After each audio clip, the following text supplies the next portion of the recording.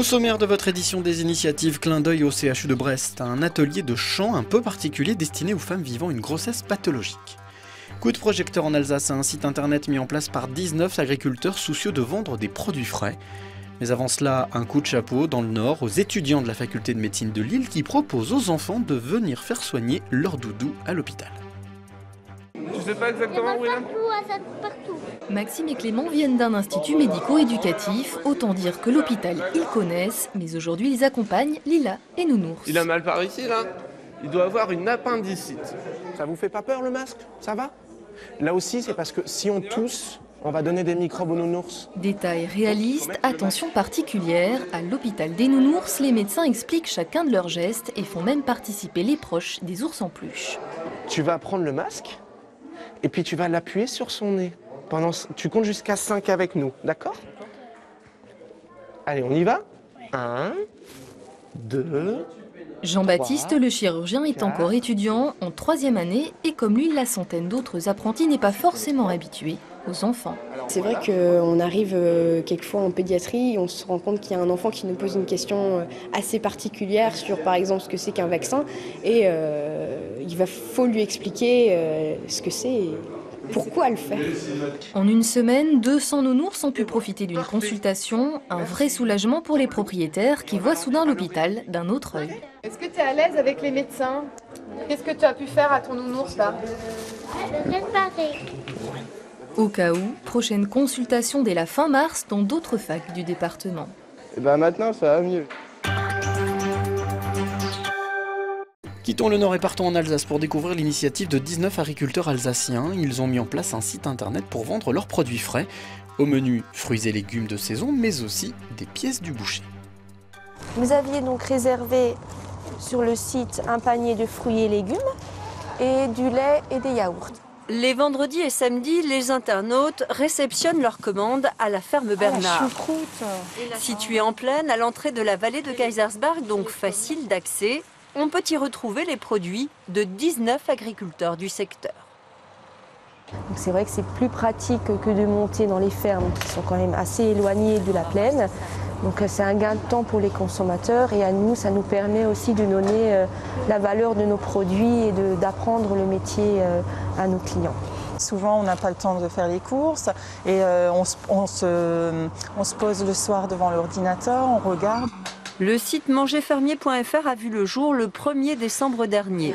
On y trouve une offre très large de produits, des légumes, des fruits, des produits laitiers, tisanes, miel, spiritueux et même, une fois par mois, des colis de viande, des produits frais et locaux.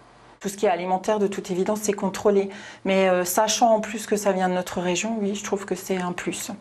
Si mangerfermier.fr facilite la vie des habitants de la vallée, il permet aussi d'écouler la production d'agriculteurs qui vivent dans des fermes isolées en montagne. Grâce au site, Sylvie vend une partie de sa production de lait, fromage et yaourt.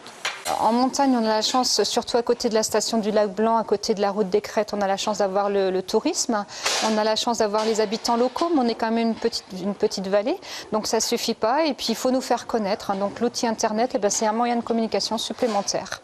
Depuis le lancement de mangerfermier.fr, les ventes des agriculteurs associés ont progressé en moyenne de 20%. Partons en Bretagne à présent, Brest précisément, pour découvrir un atelier unique en France, un atelier chant pour aider les futures mamans à rester zen, des femmes qui sont hospitalisées pour éviter tout risque d'accouchement prématuré. Et maintenant, ce que je vous propose, c'est de mettre une main sur la taille ou sur le ventre et simplement sentir que votre main se soulève à chaque inspiration.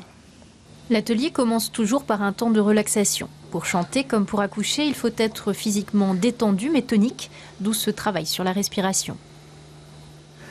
Et vous vous étirez.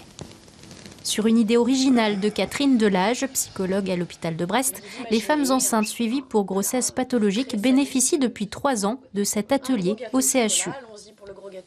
C'est une pratique qui permet, par une voie détournée, de les aider à reprendre possession de leur grossesse, de leurs sensations et du lien avec leur enfant. Parce que tout ça, c'est vraiment mis à mal au moment de l'hospitalisation, c'est-à-dire alitée, isolée, inquiète. Voilà, toutes ces raisons-là font que... Et puis, est-ce que je dois investir cet enfant ou pas ? que je risque de perdre peut-être. L'activité permet aux femmes de s'évader un temps d'un environnement très médicalisé. Pour certaines qui doivent garder le lit, c'est le seul moment où elles quittent leur chambre et rencontrent d'autres futures mères. Vania Morera garde un souvenir ému de sa première séance de chant. Première séance, j'ai pleuré.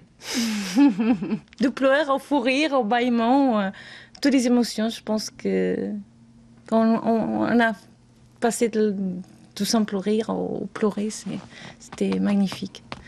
On a sorti avec un gros point en moins et avec une autre façon de voir les choses. J'attendais la séance de lundi. Le CHU souhaiterait proposer l'activité à toutes les futures mères, mais il tente déjà de sauver l'atelier tel qu'il existe. Il recherche actuellement des crédits pour qu'il perdure le mois prochain.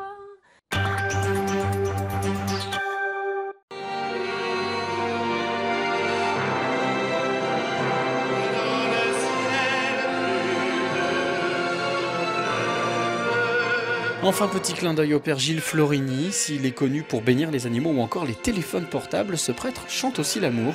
Il ne perd jamais l'occasion d'attirer du monde dans son église. À la Saint-Valentin, il n'a pas hésité à pousser la chansonnette pour faire plaisir à ses oreilles.